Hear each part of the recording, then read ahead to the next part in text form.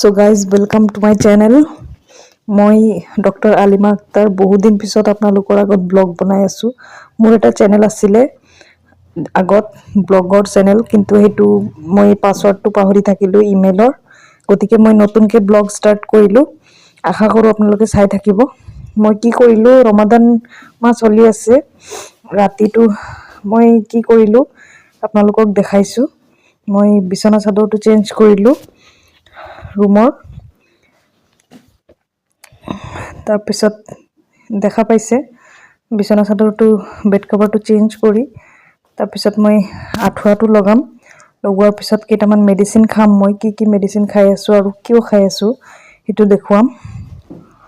মই একচুয়ালি মই এতিয়া 8 মান্থস প্ৰেগনেন্ট, সো মই ৰেষ্টত আছো। লগতে মই কি মেডিচিন খাওঁ, কি মেডিচিন খাব লাগে প্ৰেগনেন্সিৰ সময়ত আপোনালোকক জনাই দিও যে আইৰন টেবলেট, ক্যালসিয়াম টেবলেট, তাৰপিছত আপোনাৰ মাল্টিভিটামিন এটা মই বেবনটো খাই আছো আৰু গোটেইখিনি দেখাই দিম আপোনালোকক।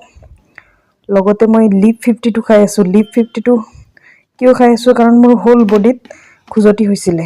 হোল বডিত যেতিয়া খুজতি হয় তেতিয়া লিভাৰৰ অলপ প্ৰবলেম থাকিব পাৰে, যাৰ কাৰণে লিপ 52 খাব লাগে। আশা কৰো আপোনালোকক মই ইনফৰমেশনবোৰ দিব পাৰিম ভালদৰে। মোৰ ব্লগত থ্ৰু দি কিছুমান ইম্পৰ্টেন্ট ইনফৰমেশন দিব পাৰিম। মই আঠুৱাটো লগাই আছো এতিয়া। আপোনালোকে শেষলৈ ভিডিঅ'টো চোৱাৰ বাবে ধন্যবাদ, আৰু মই ব্লগ দি থাকিম। যদি মোৰ ব্লগটো ভাল লাগিছে তেনেহলে মোৰ চেনেলটো সাবস্ক্ৰাইব কৰি দিব আৰু শ্বেয়াৰ কৰি দিব। মই ডেইলি ইনফৰমেশন কিবা নহলে কিবা দি থাকিম, মেডিকেল ইনফৰমেশন।